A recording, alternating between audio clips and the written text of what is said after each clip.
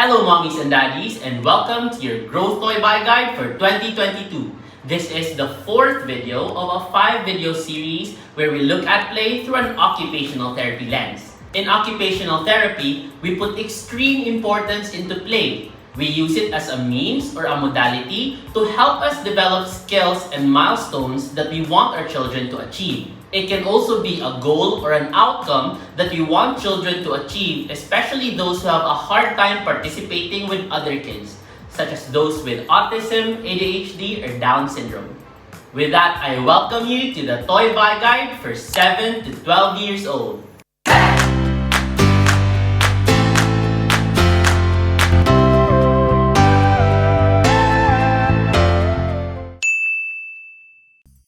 Play at 7 to 12 years old is a unique age group for play because you will see a huge transition in your child's interactions. That will also mean that we need to change our approach when we play with our kids. This is because we've seen in the earlier age groups where your child kind of developed this bond with you, you have this relationship already, and then gradually they move on to create this sort of independence in them. And at this point, this is where their focus, the main focus for their social development really shifts towards the outside, and that would mean their peer groups. Peer groups would include their friends in the neighborhood or their classmates in school. And because the main focus this time is their peers, what happens is there might be times when they reject you into joining their play. At younger ages, you will find it easier for you to join their play. There will be a lot of times when they invite you to play and also spend a lot of time playing with you. At this age group, you will find that they'll spend less time and also they will say no when you want to join them. So our role this time, the way we approach this age group when it comes to play, is that we become facilitators as they play with other kids. So on one part, we still need to prepare and be ready to engage with them in play if they need us to. But on another hand, we have to respect it when they say no and reject our invitations to play because again, their focus this time are their peers. Play this time will come in very different forms because in younger age groups, you will see a lot of toys being used, and this time is really focused more on the interactions that happen between them. So it will vary from less active to very active types of play, and the main focus here is for their skills to be challenged and developed. Also, as they try to have more interactions, they will be involved in a lot of groups. And this is where their social skills, their social interaction, and social communication skills will really be challenged as they try to interact with even more people.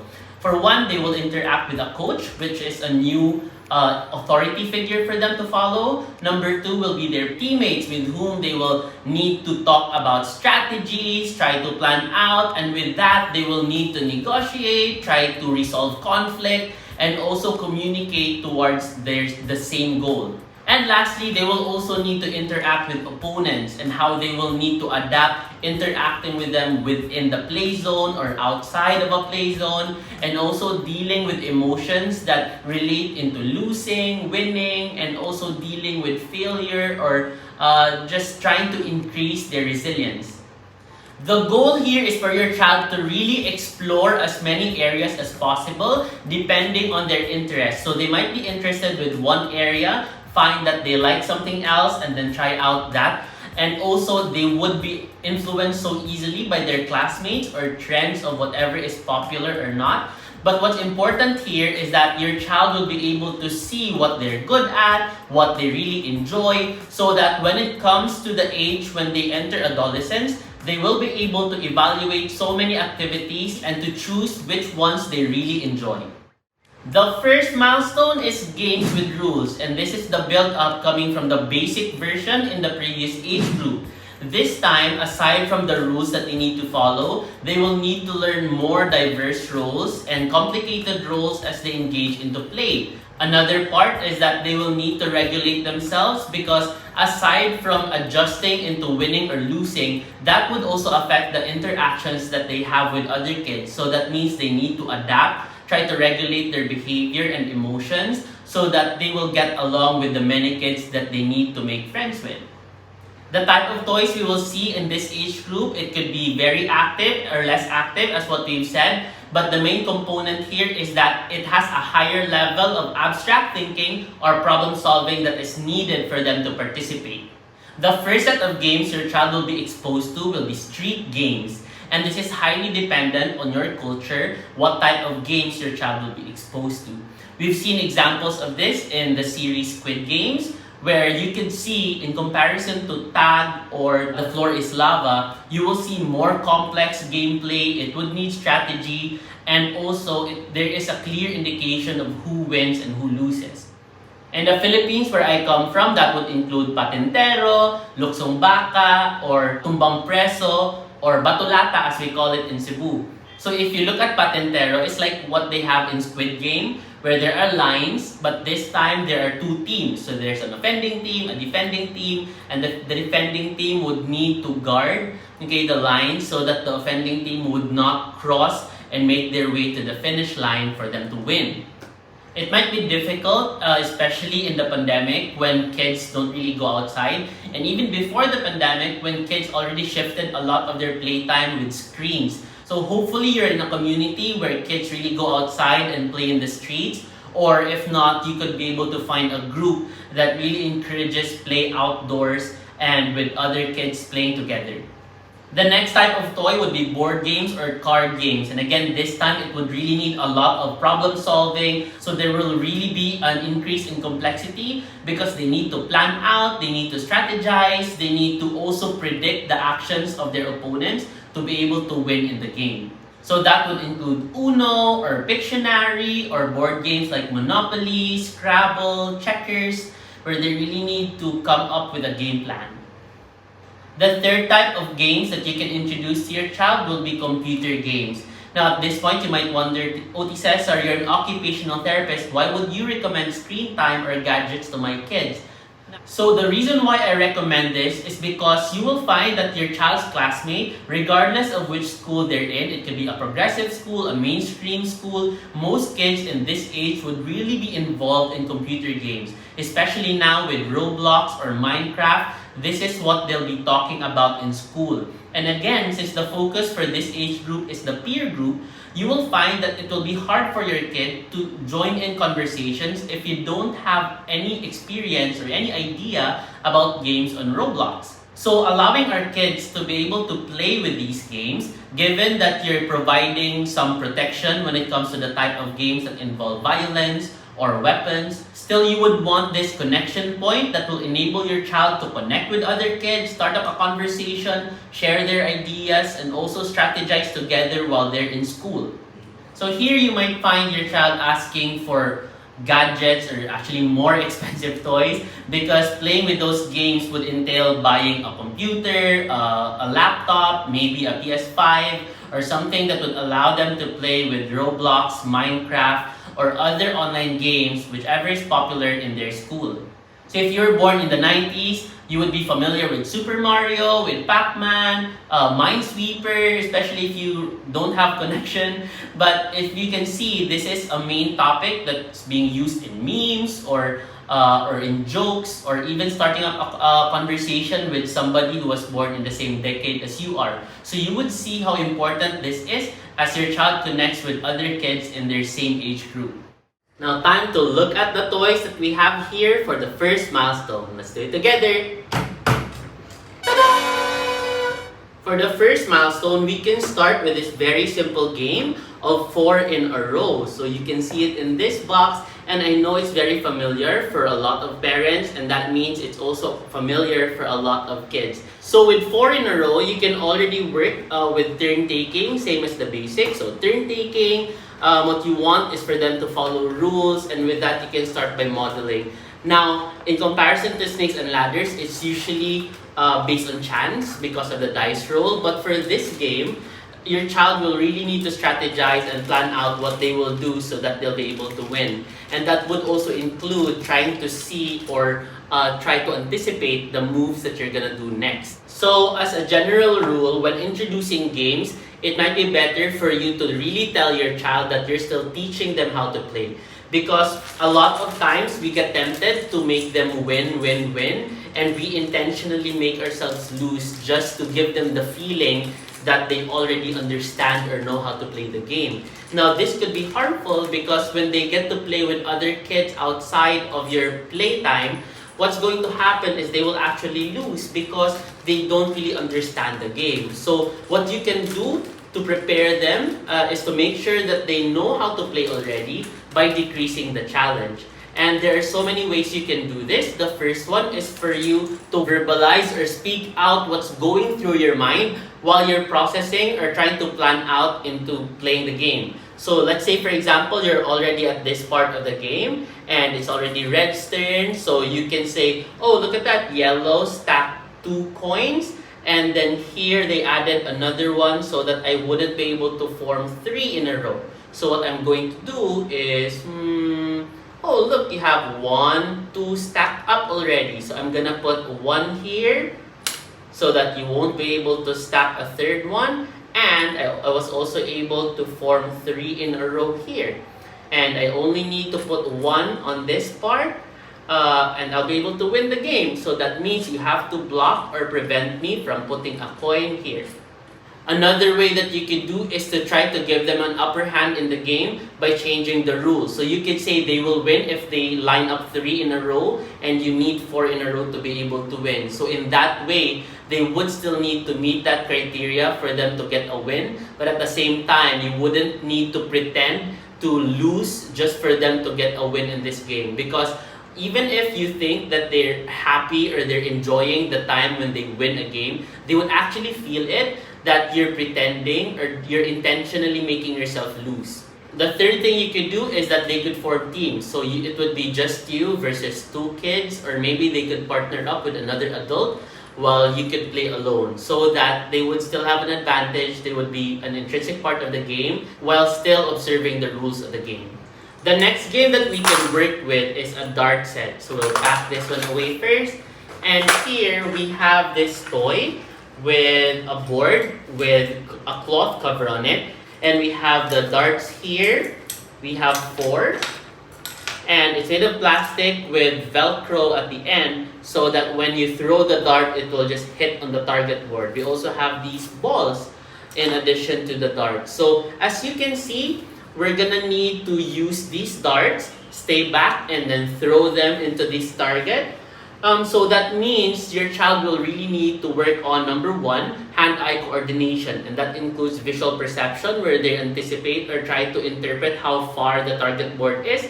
And number 2, motor control, because they need to control their hands and their arms into throwing how far and also how hard they're gonna throw the dart so that they can hit the target here. So you have 100 in the middle and then smaller scores around it. So that means they really need to control the way they throw the dart instead of just throwing it randomly. Now, as you can see, there's a score assigned in each circle. And what's going to happen is that you're gonna level up the challenge by having a scoring system. So the rule, of course, is that the winner is the one who gets the highest score in the game. And you can add in some addition, you could add in some team play where 2 players' scores would be added together versus another team. So there are a lot of elements that you could work on with this one. And the last for this category, for this milestone, would be this iPad. And you see here the home screen for Roblox. Okay, so where they will input their username, their password to log in. So this is what I was talking about with regards to the type of games you want your children to play. You just need to make sure about their screen time. What's good is that if you have the iPad or if you're using another type of gadget, you can set the parental controls for screen time so that there would be guidelines being followed. So you can set a maximum number of hours that your child can play with a specific app or the entire gadget. So aside from Roblox, we have here Minecraft, and so many other apps that you can download through the App Store. The second milestone is crafts and hobbies, and this time it will really depend on your child's interest, whatever craft or hobby they will participate in. So this time, we've already spent the first few age group trying to master their fine motor skills, and this is the age when they use those fine motor skills to to be able to come up with crafts or products where they can express their creativity and their imagination. This milestone heavily relies on whatever really takes your child's attention. So this also means you need to look at them and observe what type of music they listen to, what type of movies they watch, or what type of videos they need to replay and replay, because that's what really gets their attention. So you would need to listen, see what they're interested in, and get the toys that's related to that theme or hobby. So here you can have your child get into painting, and if they're really into arts, you can even give them student grade or professional grade materials so that they can master their skills, or even go into digital art. You can also provide them materials for crafts like stickers or maybe some jewelry making, weaving, or scrapbooking. And also hobbies. And my favorite here is for your child to really start a collection. So most kids would start a collection for cards. You can have some Pokemon cards or baseball cards. You can also have some stickers or stamps, and even things that they find in nature. So you will have some nature scavenger hunt kits where they will have some test tubes where they store their leaves or maybe rocks or bugs that they find. For toys in milestone 2, we can still use the same iPad, and here if you want your child to get into painting or drawing, you can also use digital art as a substitute. And what you want is to use apps dedicated for it. Now this app is called Procreate, and you can have your child paint. And most of my kids are really into art when they use anime as a reference, so they could have their favorite anime characters, their cartoon characters, or maybe game characters such as Genshin Impact. So aside from this one, you can also introduce to them student grade or professional grade materials. So you could also give them these micropigment ink pens, and they could use this for their outlining, for adding smaller details, and here's some watercolors that they could use. So you have this set here where you can introduce blending, introduce concepts of shadows, hues, and shading. So for collections, you can start with stickers. So I have here a sticker book, so full of pages with stickers. They could have boxes of stickers with letters, with numbers, with objects. It could be about a specific topic that they want. So stickers of planets, maybe animals, dinosaurs is a popular theme. So anything that they could do with stickers, or maybe stamps and pictures. So you could have a starting collection, and later on when you go to the mall or go to the art store, you can look for stickers or objects that are related to their collection.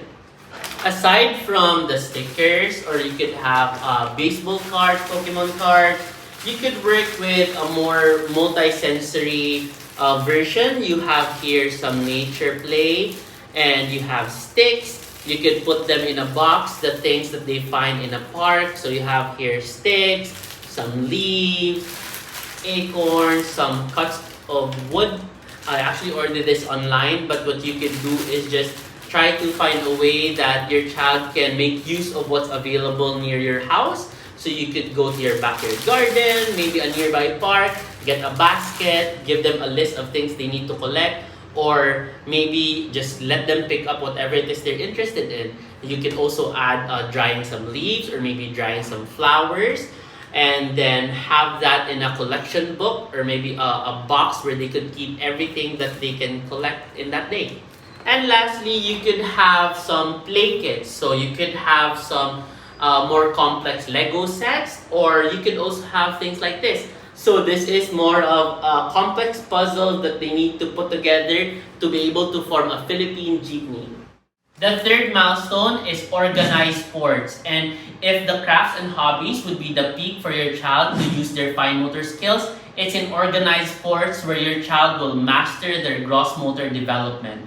So aside from their gross motor movements, it will really include a lot of cognitive development, because they need to plan, strategize, also social development, because they will really need to learn how to interact with so many different people and so many different types of interactions. As we've said, they're going to interact now with a coach, with a team, also with rival teams.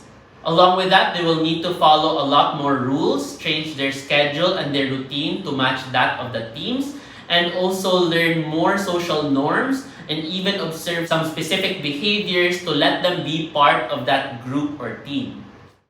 For milestone 3, what you can do is to really look for classes or teams in your community where your child can enroll. So you can have some summer clinics, and mostly you would find it easily available to let them join a team for basketball, for volleyball, for football. But you can also let your child explore other sports. So you can start also with swimming. So we have here rash guard to represent that. So you can give them their own uniform or introduce them, which is really good because I used to hold aquatherapy classes as well. And the pool really provides a lot of sensory stimulation. It's also generally calming for them to stay in the pool with all the pressure coming from the water. And also all the movement, not just the head and the body, but also their arms. It would really provide a lot of vestibular as well as proprioceptive information.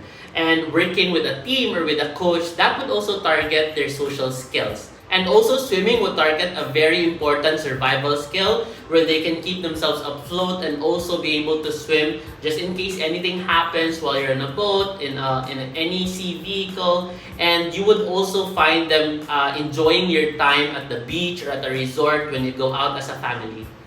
Our next one would be Taekwondo or martial arts in general. So this is the black belt of my brother Lion. And for your kids, what's good about this is that for kids who have Down syndrome, who has low tone, or for children who have a hard time controlling their bodies, Taekwondo would really provide them a lot of learning when it comes to moving their bodies, strengthening their core, and also more of providing support while they work on strengthening the proximal or the bigger muscles, which are important for helping them maintain their posture while they stand or sit or move around in the playground. This is also very important when you teach martial arts, when you let them learn about self-defense. So we know sometimes kids with disabilities, they have a higher chance of being bullied, and sometimes we need to teach them how to protect themselves, and also a way to also assure us as parents and therapists that they will be able to stand up for themselves in case anything happens in school unguarded. And our last sport here would be chess.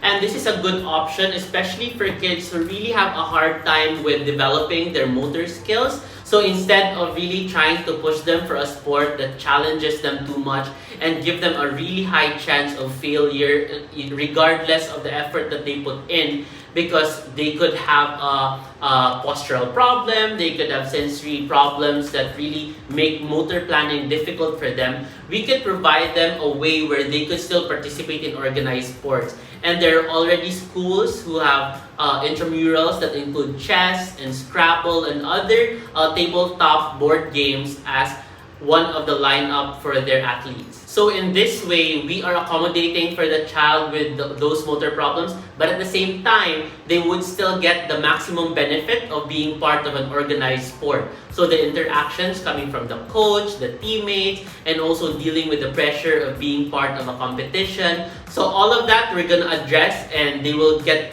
all the benefits that we need from organized sports. The fourth milestone and the last one for this age group is social play. We have seen as a trend throughout this video, and to even emphasize that it has its own milestone, that the main focus this time is the peer group. And toys related to that milestone would include trends that are popular in your child's peer groups, even all throughout the internet that you can see. In the 90s, you would have seen Beyblades or Tamiya or Pokemon cards or Pogs being very popular, and that is why you would spend a lot of money and a lot of time playing those type of toys. So you might have observed with your kids how they jump into the trend of fidget toys, fidget cubes, fidget spinners, and right now you've seen the trend with Pop-It toys. And we have a video for that to answer your question about whether Pop-It toys are safe or not, and also to let you see the benefits that your child can get when they play with these toys. So for this milestone, it will really depend on following trends and also what your child is really interested in at the time, depending on which peer group they belong to. So they could be part of a peer group that is more musically inclined, so you could give them some musical instruments, or there could be a group that's more focused on books. So that's the gifts that you could provide them. You could have a child who's interested with sports or fashion or technology. So depending on the trends, depending on what is needed for them to be in that peer group, that's what you can provide. And that's it for the toys that you can buy for your child at 7 to 12 years old. Comment down below all the toys you're planning to buy for your child or the toys that they're asking for you to buy. Don't forget to subscribe to our channel so you can watch the rest of the series where you can look at other toys for other age groups. And remember, it's not about the toy. It's about the time you spend playing together that matters. Yoo-hoo!